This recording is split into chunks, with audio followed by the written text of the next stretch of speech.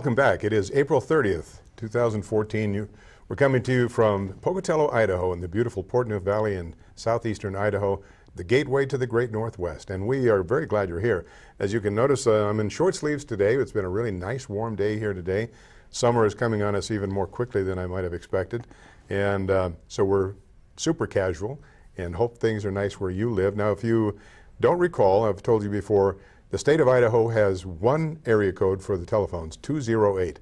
And I'm going to ask you, as I do every week at this time, to please call 478-HOPE, 208-478-HOPE, and talk to the good people at Compassion and Hope Pregnancy Center. Compassion and Hope Pregnancy Center is the antithesis of everything Planned Parenthood. In other words, they're about life. And I have a little, about a 3-minute video I want you to see. It is so beautiful, and it speaks so much to the pro-life agenda, the pro-traditional marriage agenda. I just thought you'd like it. I hope you like it as much as I did. Josh, are we good to go?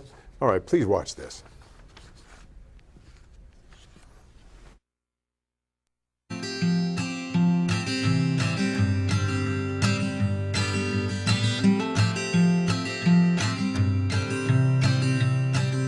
It's just another sunrise on another day, just another rainbow, well, they're all the same.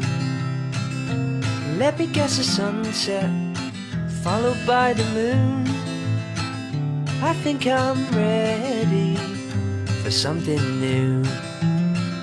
It's just another love song about another girl, just another movie where they save the world. And every roller coaster does a loop-de-loop. I guess I'm ready for something new. Now, I'm not saying life is boring, just predictable sometimes. When you know the end of every other line is gonna rhyme. After every 8, you're always gonna find a 9. And February 2nd will be cold outside. I predict a summer that isn't very long. Then before you know it, we're singing Christmas songs. And then we get another April, May, and June. I think I'm ready for something new.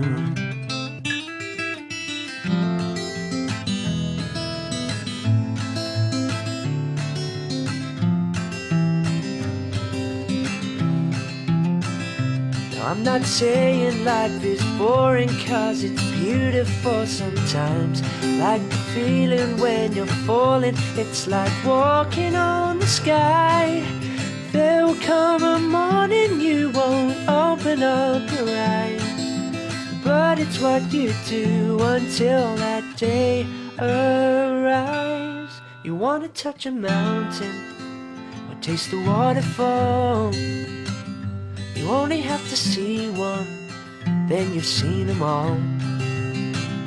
I'm gonna bet tomorrow that the sky is blue. I guess I'm ready, I think I'm ready, I hope I'm ready for something new.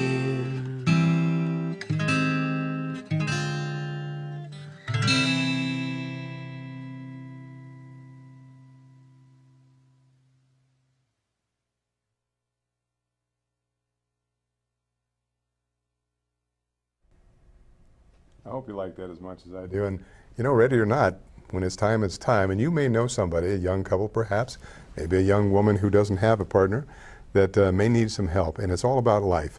And they're not going to get that at Planned Parenthood, but they will at Compassion and Hope. I hope you'll remember this film, and I hope you think of it as fondly as I do. I may show it to you again. And in the meantime, 478-HOPE. See what you can do to help them, because they're all about life. Well, we have a lot to cover tonight. We're going to start off. I have a special guest in-house. You've seen this guest before, and we're so delighted to have a return engagement. But I think in order to set the stage, well, I'm a little ahead of myself. One thing I almost forgot to remind you about, the 15th Annual Marine Corps League Golf Scramble. This is a fundraiser for the Marine Corps League here in town. This will be the 15th annual Golf Scramble.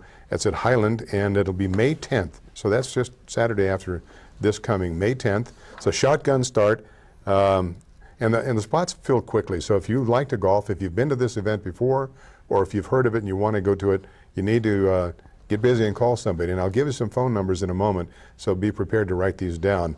Now these are 4-person scrambles. It's a shotgun start. Starts at 9 o'clock, Saturday the 10th. There'll be prizes for the longest drive and closest to the pin, prizes for first, second, and third place. It's very reasonable, $60 a person. That includes green fees and lunch. There are also going to be raffle tickets available for a raffle the Marine Corps League is conducting for an M1 Garand. That's those of you who may be old enough for the Second War, or like me, that was what I trained on for the one of the last wars in the past. The M1 Garand is legendary, and just about every big boy that has a rifle wants an M1 Garand. So there are going to be raffle tickets available for that. They're $10 each, and the tickets are limited, so you'll have an opportunity, even if you don't go to the Golf Scramble, which I hope you do, but if you don't, you can contact the Marine Corps League and we can get some tickets for you also. So here are the people that you can contact, 3 different people for registrations. If you want to make a donation of some sort, we have several people who are donors. There's a tire store here in town that's donating a wheel alignment and different things that we can put out there to make this more exciting for the participants. Here are the people to call, 3 different places. The typing is small. I'll have to put on my glasses for this. Stan Brangham, and you can get hold of Stan at 237-3607. Stan Brangham at 237-3607. Or Phil Clifton. Now you may know these fellows, like Phil Clifton works for the VA. Phil Clifton at 241-0594. 241-0594. Or Ron Tapia, works for the Labor Department, at 251-3364. 251-3364. Remember, this is Saturday after this coming Saturday.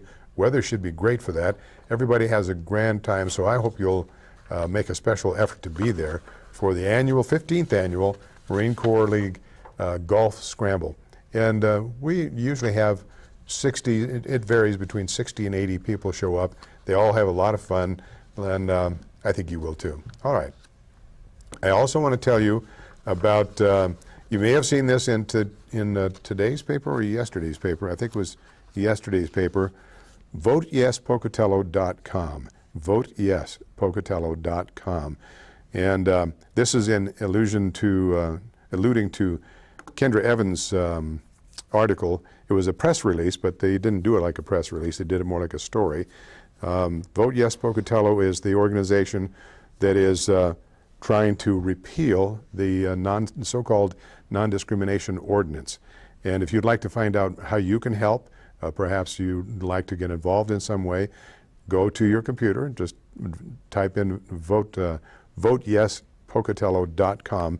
They'll take you to the links that you can look up information. You can find out why there are a number of people who want to repeal this ordinance and give you some information that kind of counters some of the baloney you're hearing. A very interesting email that went out a couple of weeks ago. Some fellow that's in the northern part of the state, he is the regional field director for Planned Parenthood Northwest, named Johnny something or other, excuse me. Very, very active in the LGBT community. I don't know if he is, but he's active in the community. And he put out a plea. He's trying to raise funds for Fair Pocatello. Those are the people that brought us this ordinance and want to keep it there. He put out a plea telling the people who were subscribing to this email or whatever it is, that they better hurry up and put money into the fund, because those nasty people over at Vote Yes Pocatello have already bought up a whole lot of television time, and they're really pouring the funds into this. Well, I have to tell you, folks, I'm the chair for Vote Yes Pocatello. We don't have those funds. I stopped by Channel 6 News yesterday to see if we could buy some ads. We can't afford it. We don't have a single ad. But according to him, we've already bought up huge blocks of ads. So apparently the Fair Pocatello people not only lie to us, they lie to each other. But at any rate, go to Vote Yes Pocatello, and you'll get the full story on what this is all about. It is essential that you vote May 20th and vote yes. The only way that this abomination called the Non-discrimination Ordinance is going to be defeated is if people show up at the polls. Now, there has been some quite a bit of early voting. People are voting early, and it seems to be that it's all coming from the Democrats and some unaffiliated. So I'm assuming that the LGBT community are already voting, putting their voting block in, and then their friends. We don't know how this is going to play out because they're being supported. The Fair Pocatello people have extraordinary support from all over the country, especially from the Human Rights Campaign. Human Rights Campaign, as I've told you in the past, is a huge organization. Now, there are hundreds, literally thousands of LGBT-type organizations around the country that will pour money into a campaign such as Fair Pocatello is doing here. And this HRC has already gone on record. They're going to put boots on the ground, and they're going to spend whatever it takes.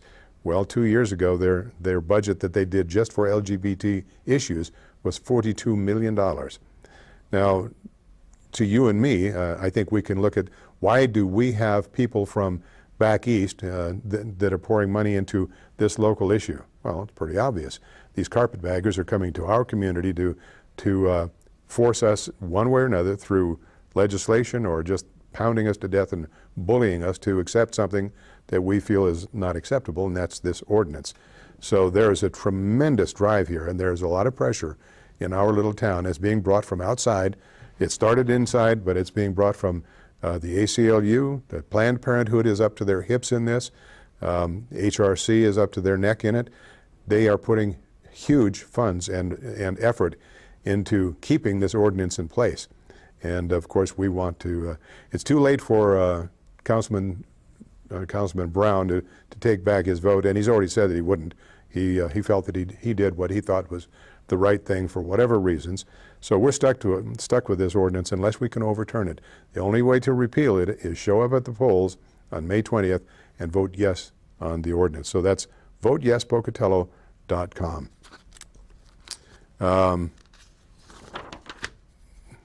Let's move on to well, let's get started with our special guest we have in here. I'm going to start in order to introduce our guest. I'm going to read a letter that was in today's Idaho State Journal in their letters section, and this is addressed.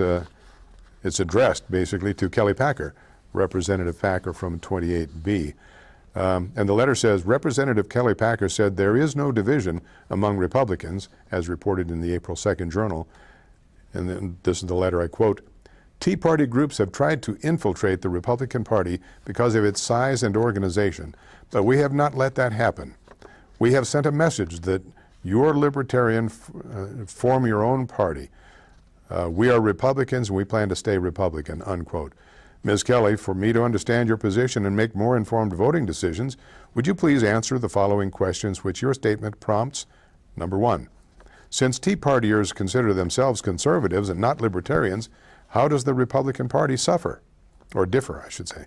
Number two, the term Tea Party has been used to define groups of people who only recently become more involved in politics. Many are conservatives and vote Republican.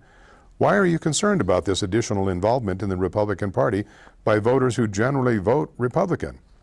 Number three, you apparently have determined that the Tea Party is a separate political party, as are Democrats and Republicans. Does this mean you do not or will not knowingly accept or solicit donations from them, deceiving them into believing they are supporting the same ideas?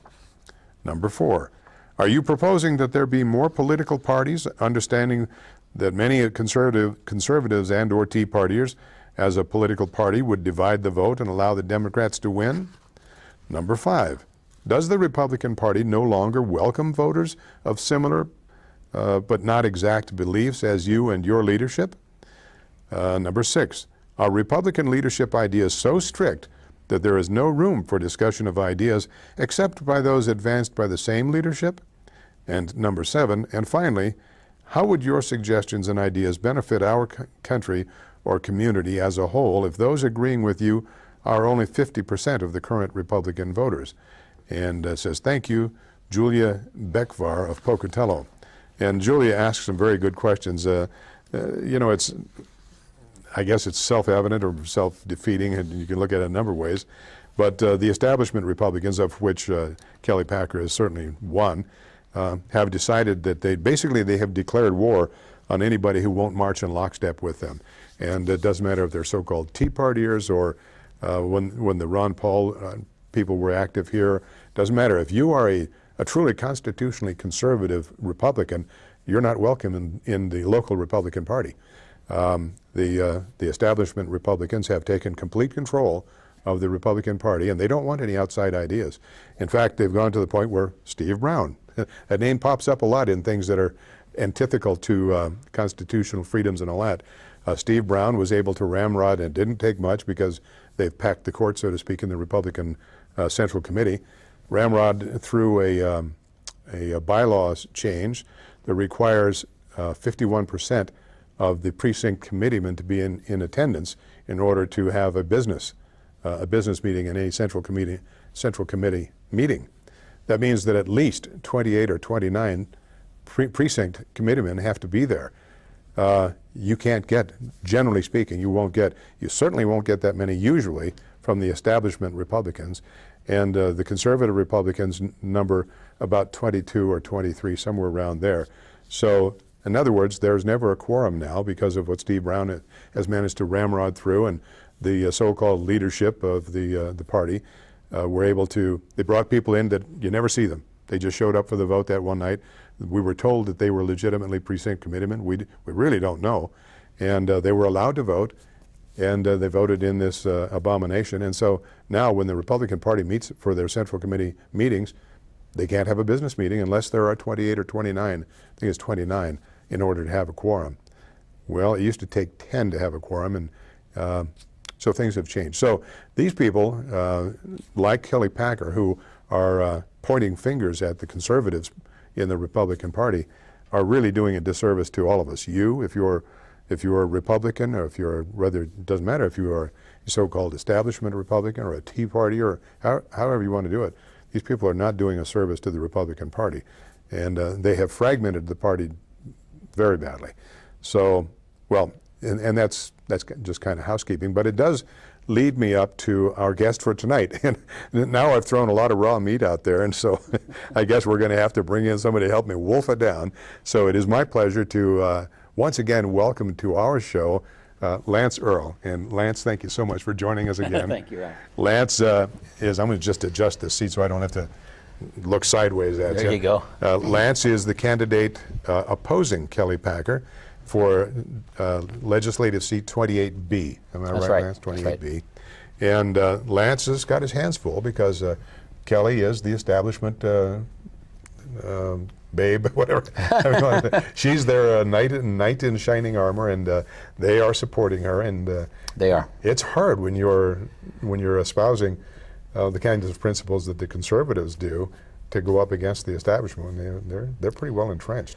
It's you know, it's difficult, and it's very frustrating, Ralph, because things that should be important to every conservative, every Republican, aren't to so many anymore. They want to take this back road. They don't want to talk about issues. They don't want to talk about constitutional principles. They don't want to talk about what's wrong or what could be done. Yeah. They just want to talk in circles, and it's frustrating to me because honestly, I would like to have an opportunity to go somewhere and have a public forum with Kelly Packer and allow the business or the community to talk to us about what's important, what are the issues, and what should we do about them. And I think that's probably unlikely. I don't think she wants to. Just like Simpson avoided Brian Smith for well over a year, I guess. Finally, they had a debate, and they're going to have one more. But I don't think that she's going to accede to debating with you. I could be wrong. Well, I don't think so either. As you probably know, I have asked her specifically to justify constitutionally her decisions with regard to Obamacare, Common Core, and abortion. And those are three really big issues in our state, not only the whole country, but in our state. Those are huge issues, and we should be talking about those. Yeah. But there's no answer forthcoming, and I don't think that one ever will. I'm sorry, wanted to find, I had a letter here, forgive me, Lance, I should have had this out, I thought I did. It was very interesting when Kelly Packer was, well maybe, let's see, maybe I have it here, bear with me. All right, this is, let's see, there was Local News 8. All right, Local News 8, this is interesting. Kelly Packer is, and I believe this is a direct quote, I think I'm on pretty safe grounds here. That is a perfect quote, because I typed that. Okay, Local News 8. And this is a quote from Kelly Packer. And you got to think about this now. I'd rather follow my own principles and values, and I think they mirror my district to this point, and so I'm safe. But if it ever gets to the point where they don't, then I should be voted out because I don't want to change who I am and what I believe in. And when I read that the first time, I said, did she really say that it's all about her, that she's saying it's all about me? So I read it again, and I looked at that and I thought, yeah, that's what she's saying. She's basically said, if you don't like it, lump it. This, you know, you can vote me out if you don't like it, but I'm all about me. Well, and what she said at the beginning there, she wants to follow her own principles. Well, principles are important, but they have to fit within the framework of the law, which is the Constitution. Yeah. And Kelly has navigated by her own star. Well, and I that's think frustrating to me. She says this in right here. They should mirror her district. Well, there are a whole lot of people in this district are really unhappy about this insurance exchange. There are a whole lot of people in this district that are very unhappy about Common Core. There are a whole lot of people, we don't talk about it as regularly, but we certainly talk about this socially. There are a lot of people that are not happy about the abortion aspect of the healthcare exchange. Right. And yet, we, a number of us, have made it very clear to her that we oppose this. I don't know, and I like your term, her guiding star. I don't know how her star has guided her to the point where she could not only acquiesce to this insurance exchange, she's been a big proponent of it. She's been a big pusher to get that thing in. She has. She has pushed it. She defends it. She says that it doesn't cost Idaho any money. And I show me one social program that doesn't bloat and grow until no one can afford it, and along the way produce nothing of value. You know, one of the things that disturbs me, and you may recall back, in fact, there's a video out now that I'm going to put on my program here not too long from now, but it goes back when Governor Otter, before he kind of decided to slip off the slope that he's decided to slip off of, but when he was pushing the fact that we were not going to let Obamacare come into our state, we weren't going to have anything to do with it, and he gave his reasons, and those of us who are fairly conservative and certainly watching the tax dollars were saying, yay, Gov, go. You know? Right. A couple of years later, he kind of reiterated in a less strident term, but he says, no, we don't need that in our state. You know, it's going to cost too much. And now he's in favor of it. So the leadership has taken a big lurch to the left. She didn't have to take a lurch to the left. She was there to begin with on this issue, on this particular issue. And I don't understand it because many of us have made it very clear that we don't like this. Yeah, we don't. And I don't know whether she was, you know, I don't know what her position was early on when she came in. But what I do know is that she's following instead of leading. Yeah. And so when Governor Otter says something, she's following instead of doing those things that are conservative. And I suppose establishment Republicans would say, well, yeah, that's what you do. If you're going to follow that star, you're going to go with that direction, follow the leader.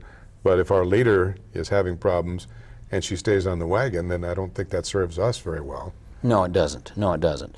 And so we need someone in there that's going to do things different. We need to change our direction.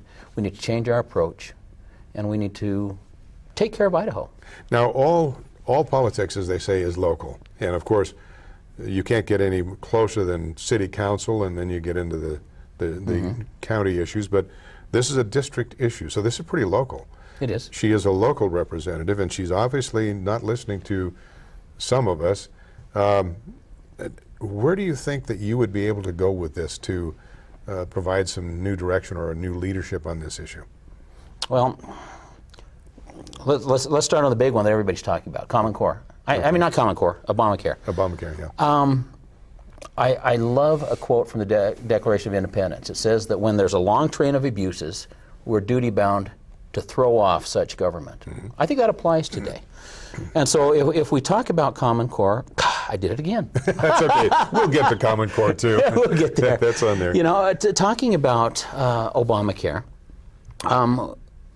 we know that it's not constitutional. Kelly Packer knows that it's not constitutional. I actually have a quote, or a Facebook, where she put on Facebook that she knows it's not constitutional, and yet she brought it in. Well, here in the States, we are the last hope for freedom when the federal government runs amok. We're the last check and balance to keep things right. And so what we need to do with Obamacare is we need to resist this in every way we can. Now, we know that one possible way is through state nullification. And state nullification is valid. Kelly Packer says it's not, but yet she voted for 2 nullification bills this year that nullified gun laws. May I interrupt you here? Because Sure. I want to go right to what Kelly Packer said here, as a matter of fact, and not on the gun laws, but this is from Kelly Sutton Packer. And Kelly Sutton Packer, I've never seen her, I guess that's her maiden name there, Sutton, I don't know. At any rate, here's what she said. The federal government is the one that completely ignored the Constitution when they implemented Obamacare. We don't argue about that. Nope. Unfortunately, that horrific law was quickly making its way to Idaho in the form of a federal exchange, and I refuse to let that happen unimpeded. All right, sounds so good so far. It does. So using our 10th Amendment rights, and in parentheses, which is part of the Constitution the last time I checked, I don't know why she felt like she had to throw that in there, some of us legislators decided to minimize the federal government's control in Idaho. I personally disagree wholeheartedly with PPACA, as did many of the legislators that voted for a state exchange in Idaho. So I disagree with it, but I'm going to vote for it anyway. And we're still working with our Washington, D.C. officials to repeal this law.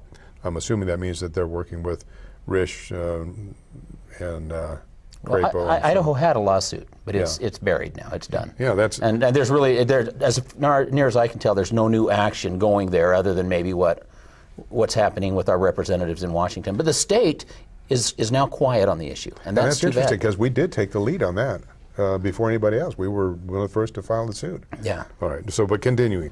In the meantime, we refuse to allow the federal government to come in unrestrained to implement pieces of their overreaching federal mandate in our state. Sounds good, just, you know, we don't want them in here, okay. We look at the situation, let's see. We felt it was important to not only continue our efforts to get this poor law repealed, but to also look at the situation with our eyes wide open.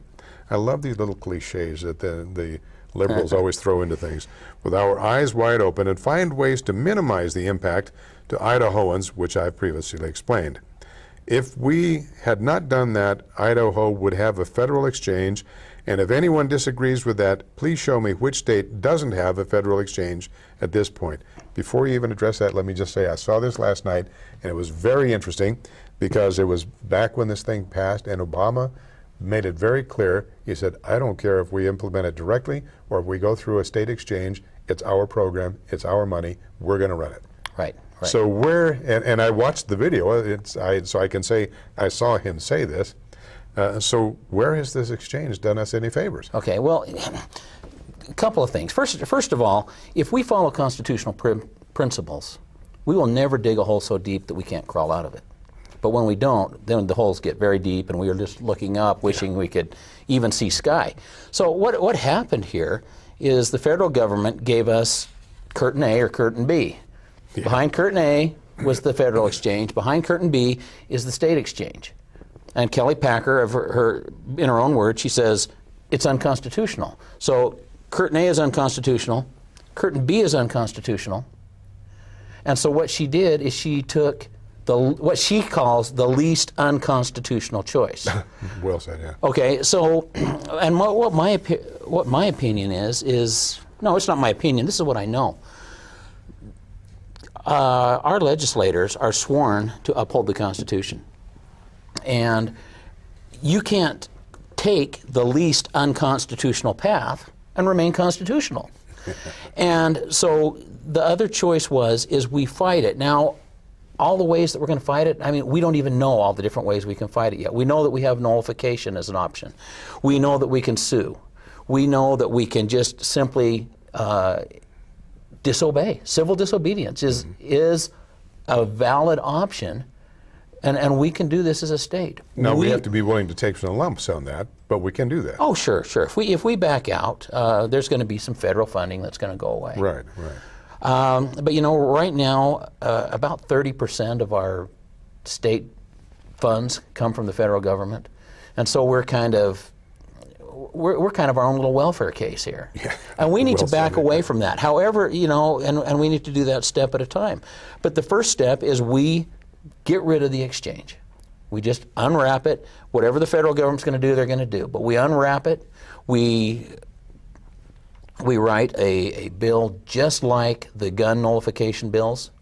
Same language. All we have to do is change a couple words. And you said that she voted for 2 nullification bills this year. She's voted for 2, but she says that nullification isn't valid. Yeah, I know. So this is our first step: is we kill the exchange. We write a nullification bill.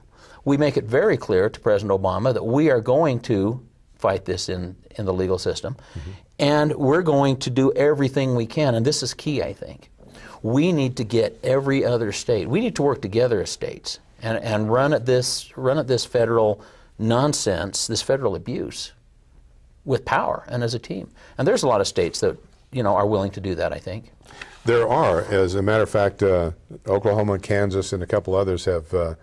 Florida was at one time in investigating this, and there are a number of people in our state legislature, as you're well aware, that want to do away with this abomination called Obamacare. Sure. And one of the things that I find certainly not amusing but interesting is that here in southeast Idaho, where we would have an opportunity to have a voice, our voice has been stilled for an awful long time because we keep marching to the left.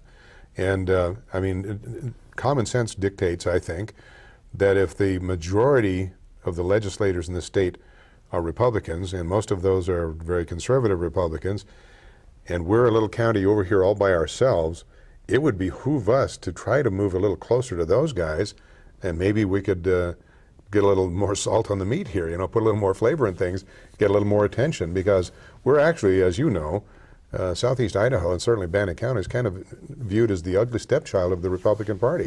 And that's kind of sad because it doesn't need to be that way, but it's been that way for some time. Yeah, we actually have 3 representatives that represent us here in this local area, in this district. We have Ken Andrus, and Ken Andrus has been a pretty stand-up guy. He's been a stand-up, and his voting record, as a matter of fact, I had that. His voting record is pretty good. Yeah, he's pretty solid. I didn't go ahead. But we have our senator, Jim Guthrie, and we have Kelly Packer, who are voting extremely poor. And this is, I saw that you just pulled this out, if I may. Yes. This is the Idaho Freedom Index. It was put out by the Idaho Freedom Foundation, and it ranks every legislator based on their voting record. Now, the average Democrat score is minus 71. Or right around there, right around minus 70. The average Republican score is 60 points higher than that, or 70 points higher than that. And here's the crazy thing: is Kelly Packer's score, if she is really this conservative, constitutional Republican, you would think that her score would be higher; it would be up there with the Republicans. But her score is barely 10 points above the average Democrat score. And it is actually below some of the Democrats. Yeah, I'm looking at this. Now, this Idaho Freedom Index for 2014 is put out by the Idaho Freedom Foundation. It's a conservative think tank. They're very careful on statistical information and research, and they put out a lot of very good and useful information.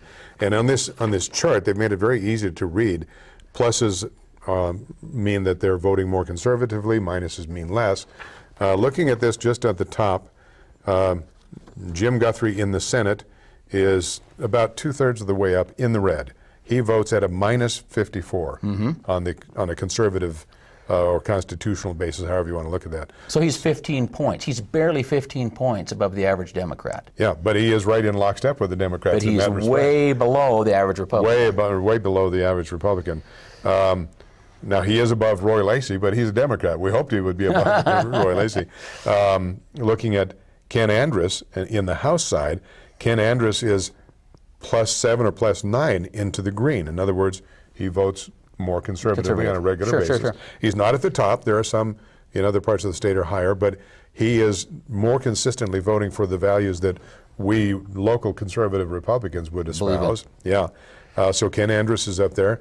Then you get over to the other end of the House side, because the House is much larger than the Senate, and here's Kelly Packer at a -61.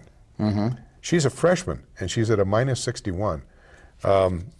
I suppose she has ways of explaining that. And this is the incredible thing to me, is there's a 70-point spread between the average Republican score and the average Democrat score. She is 60 points below the average Republican and only 10 points above the average Democrat. And the only two people that she supersedes in this area that she's higher than is Carolyn Moline. She's a -69. She's way down the red.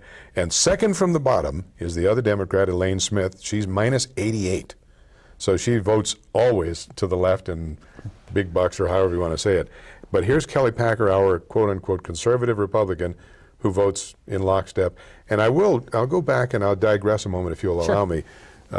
When the issue was before the add the words stuff that was going on up in Boise with all that foolishness up there, the sit-ins and all that stuff, Kelly Packer was quoted in I think it was a Spokane newspaper as being sympathetic toward the LGBT issues and thinking that they needed to add the words, or whatever it was that the issue was.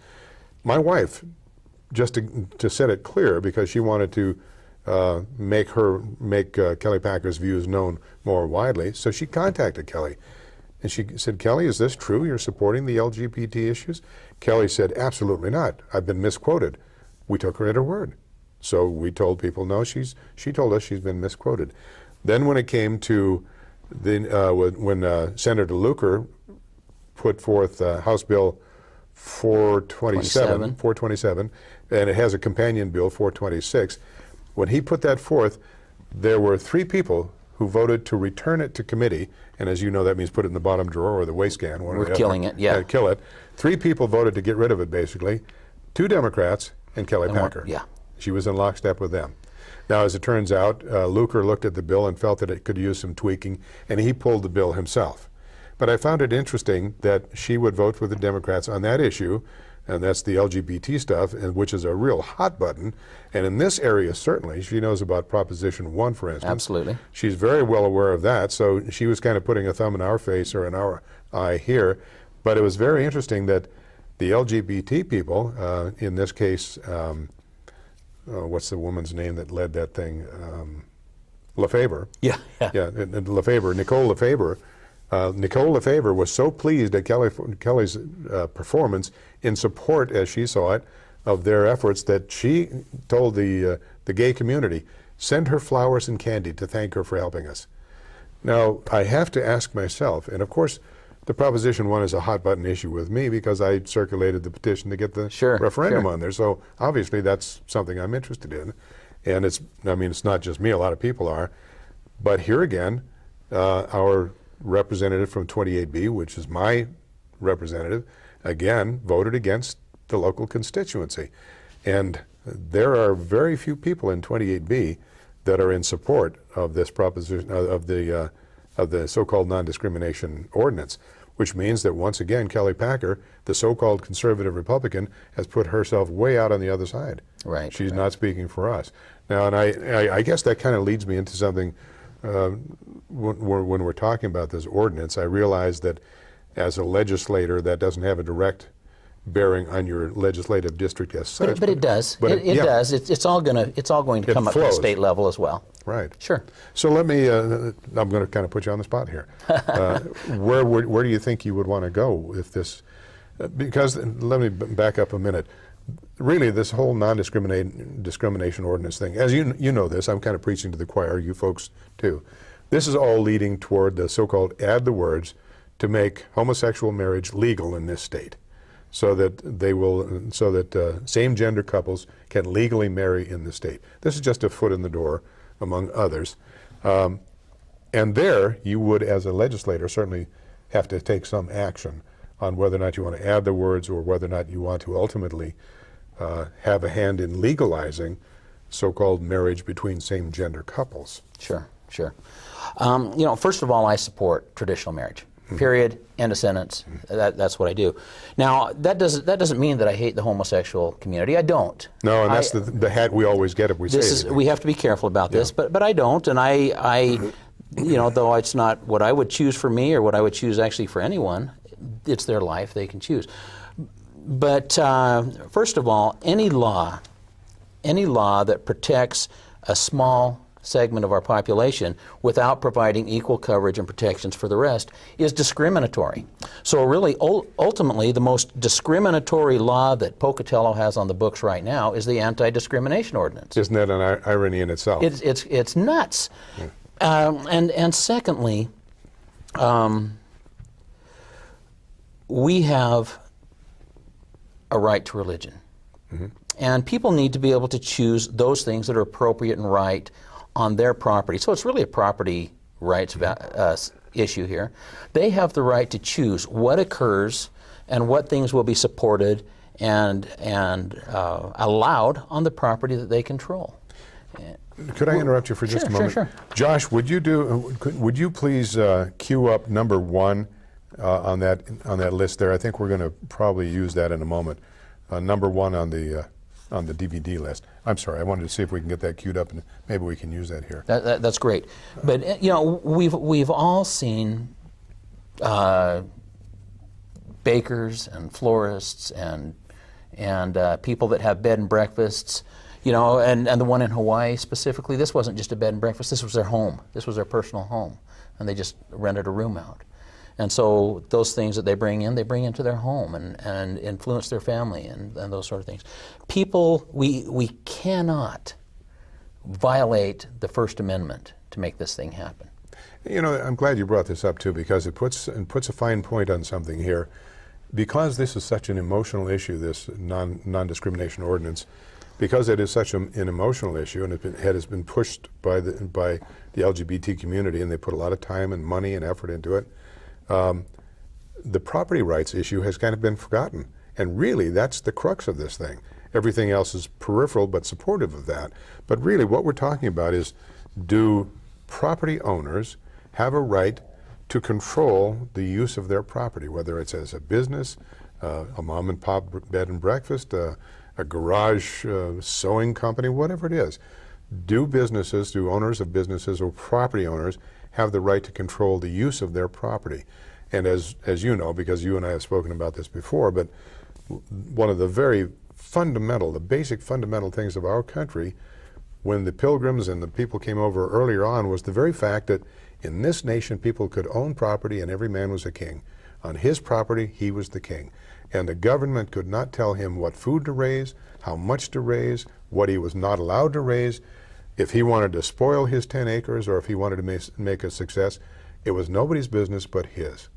And now we've come 250 years later, and we've come to a point where the government, because of the clanging bell of a group who self-identify by their behavior or however they want to declare it, are going to dictate to the rest of the world, certainly the rest of the nation and the state, how we are allowed to dispose of property, utilize our property. And so this is not just a gay rights issue. Certainly that's in here some. This is really primarily a property issue that has infiltrated other areas. Our family, as I say, our faith, our family, and our freedoms, all of which are First Amendment things. Sure. And you know, I really don't quite understand the whole excitement about this. You know, from their perspective, I don't understand it. There's not going to be anybody that's going to say you can't go into Walmart and buy a loaf of bread or some cold medicine or any of those types of things. What's really occurring is there's a group of people, I would call them a little bit militant, and they actually want to force me to endorse or become involved or participate in their activies. Now, by putting your freedoms and property rights and everything at jeopardy. That's right. Yeah. That's right. Yeah. And you know, this is the thing that makes me know for sure that this is just a militant effort. You look at the photographers and the bakers and the florists and all these people. these people are in cities where there's dozens of those. There's lots of people that will do this, and somebody's searching out those that will say, no, I'm just really not comfortable. You know, it violates my principles. Well, you know, your point is interesting. And then they attack that. I think they're actually looking for that. Well, we had this happen in, I think it's in Washington State, where Brunel, I always mess up the name. It's Sweet, beautiful little lady. Yes, and we've shown that film on our show several times. Stedman, or Stutzman, something like that. She's a florist, and I'm sorry, folks, just to keep in the conversation, because we've been down this road, 14 years, she had a customer who is a gay man, and they've been friends, and when you hear her talk about him, it's almost like she's talking about her son. She obviously loves this young man, or middle-aged man, whatever he is, and she knew that he was in a quote-unquote relationship with another man. That was never an issue. It wasn't her business, it wasn't her concern, until they decided that they were going to quote-unquote get married, and came to her for flowers. And she actually went home and prayed about this and talked to her husband about it, and realized, she said, we just couldn't do that. I've been making flowers for him for 14 years, and we've been, you know, periodically he would come in and we'd make a little surprise for a significant other, something that she would work and put her heart into helping to make this piece of art as she looked at it. But in this issue, it crossed the faith values, and she couldn't do it. Right. And so she demurred. She said, I just can't do it. Well, and that's because it's actually forcing her to be a participant. And that's the whole idea. That's the whole thing. There are certain things that certain people can't participate in. But the interesting thing about this was it kind of goes to what you said. They talked about it, and he said, well, I understand. You know, that's okay. I can get them done. Went home and told his significant other, who went ballistic apparently originally, went on the internet, blew off some steam and said, the heck with it. And then here comes the state. Well, but then they had 10 other florists that said, we'll do it for nothing. You know, just put our name out there. We're glad to do it. And without any complaint from anybody, the Attorney General of the state decided that he was going to take this as an issue himself. Nobody had even complained to him, and he decided to make a cause célèbre at her expense. Then they brought in the ACLU and the usual suspects and kind of forced this couple into getting involved, and then they got on board. And the long and the short of it is she's still fighting this and having to defend herself. She has 10 employees who will probably be out of work if she is closed, and all because these two people, and actually it was not even them, wanted everybody else to accede to this thing, whatever it is, and people said, well, I can't. And they're going to make you do it. Whether you like it or not, you're going to do it. Right. And really, that's what it comes down to is we have their values colliding with religious values. Yeah. And property rights, as you said. And there's lots of ways to get things done without a collision. Yeah. And what we need to do is find a way to do this without a collision. Yeah. Because I think it's too late for that. We've already been in there. We're working on a train wreck now. Well, okay. but you know, even with a train wreck, sighting, man. Yeah. There's so many easy ways, and this is actually it's really an ugly fight brought from the other side. Now here's an interesting side note, and you touched on this a moment ago. Most major companies in this country already have non-discrimination things in their policy about having to do with age, gender, identification, whatever. Most of these major companies already have policies that said you're not going to discriminate, or however they want to do it. And we have this. I had somebody gave me a list. I don't have it with me. I think there's something like, and I probably have the number lowballed, something like 18 major companies here in Pocatello who have this already in their policies. In other words, nobody who has an unorthodox lifestyle is going to go into McDonald's and be refused service. It isn't going to happen. It's never happened. Certainly not in Pocatello. They're not going to go to the drugstore and be refused service. They're not going to go to Walmart and refuse service. That's not going to happen, and it has never happened here. So that isn't even an issue, really. I mean, truly, no, it's not.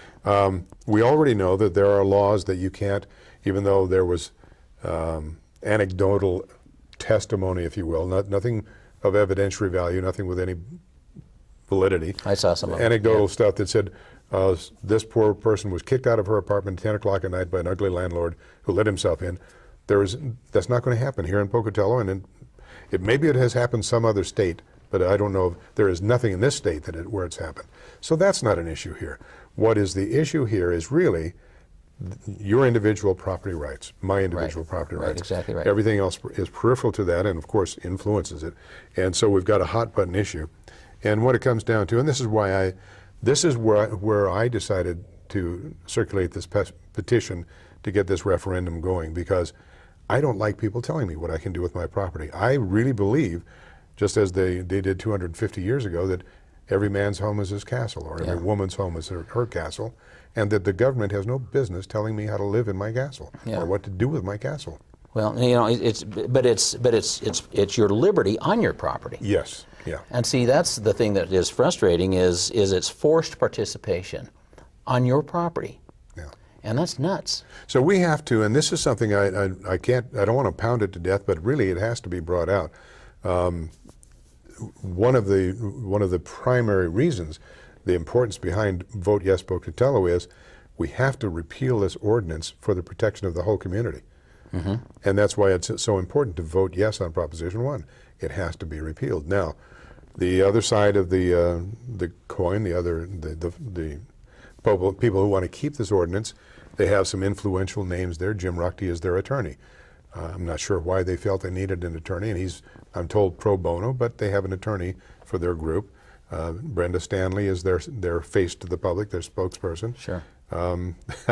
I guess I'm about as close to a spokesperson as we have, because on this side of the equation we don't have an attorney, and we don't have huge organizations behind us. But we do have, I do hope that we have enough people that are interested in this, because this is a decision that's going to resonate not only throughout the state, but really throughout the country, one way or the other.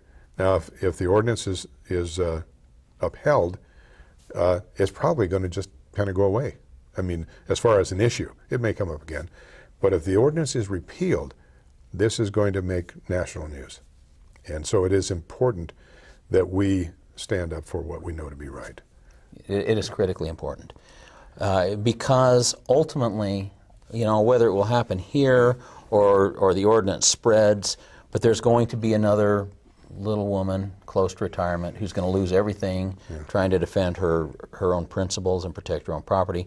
There's going to be another photographer who loses her business. There's going to be another baker who has to close her doors. You know, we've seen these things happen, and they cannot be allowed to happen. As a matter of fact, you touched on the photographer. Now that was the case in New Mexico. New Mexico.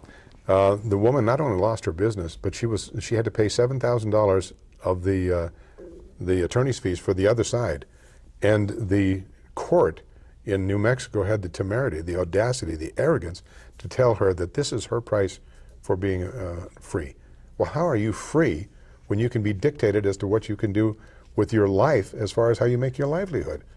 I mean, she's a photographer, and she simply said, I can't photograph this. And here again, a dozen people stepped up and said, we'll do it, we're glad to do it. And yet the courts came out and told her, this is the price you pay to live in a free country.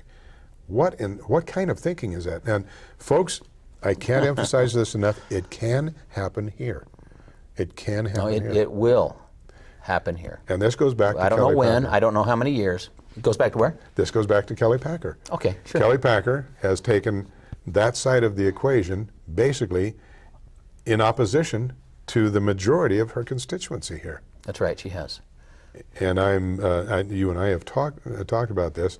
I hope I'm on good ground by stating that you would oppose this if it came up for add the words or for making same-gender marriage legal. Oh, absolutely, absolutely. You know, the traditional family is, I believe it is the core of our nation. Yes. I believe it is the strength of our nation. And I believe when it falls apart, it is the death of our nation. And you look at those communities where children are being raised by single mothers and maybe don't even know their dad. Those communities are completely destroyed. Yeah. We have got to foster the traditional family. These children need to be raised by a father and a mother. Yes. And that is the strength of our nation, or the destruction of it. And these are no longer. The family. I'm sorry, I didn't mean to. That's okay. These are no longer just inner city problems. We used to talk about, well, that's the problem in the Detroit. black community, yeah, in Detroit or something.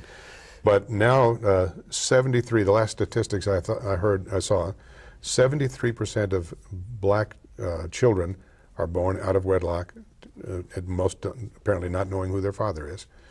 In fact, like 50% of whites too. Well, no, it's actually somewhere closer to 60% or 62. Oh, is it?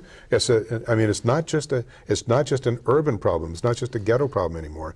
It's becoming a national problem. People are putting less effort or credibility into marriage. People are having babies, just because they can, I guess. The Hispanic community, perhaps because their religious values are still mostly Roman Catholic as a group. This is, it's just a broad brushstroke. And so there are still, it's not as much a problem, but even in that community where the marriage thing is viewed very seriously, it's something like 35 or 40% even there. In fact, the only community that seems unaffected by it, as far as immigrant communities, seem to be the Asian communities. They still have, for the most part, traditional families. Sure. With one mother and one father, and the kids know their last name. Right. And that, we can go on. I'm watching the clock here because we are running down on time. Oh, then can I have a commercial? Please do. A commercial. One of the things that we see, that I see everywhere I go, is I see people in coffee shops and standing on the corners and sitting in their living rooms talking about what's wrong in the country. And everybody instinctively knows that something is really broken. But they say, well, I don't think there's anything we can do about it. We can do something about it when we understand what our rights are. And so I would like to invite each of you to join me. We have a constitutional workshop. We're going to talk about how the Constitution is written, what it's supposed to do, how it's supposed to work, and how it can be abused. And then we're going to talk about remedies. The next one coming up is May 2nd, 7 p.m. We're at the Blazing Grace Church at 1250 Pershing. And then we have another one on May 7th in Chubbuck, at the Chubbuck Library, starting at 6:30. Please come. It's free. You get your own copy of the Constitution on me. In fact, we have something like this. Exactly like that. So, and one last thing I'd like just to throw out real quick. Please do. We've got about a minute. So I have received 2 endorsements within the last week and a half. I was going to ask you about that because it's on this. And these are important endorsements. The first one came from Idaho Chooses Life. Pro-life? Pro-life. Idaho Chooses Life, and this is really important to me because this is a group that is so important. And the second one came from the Liberty Republican Caucus, and this is a group, they call themselves the conscience of the Republican Party. We're at wrap-up time, Lance. Wrap up, Thank buddy. you so much, my friend. I just so appreciate your being here. Forgive me. It went much too quickly. Thank you for being here. Please join us again next week. Remember, voteyespocatello.com. God bless you. See you next week. Good night.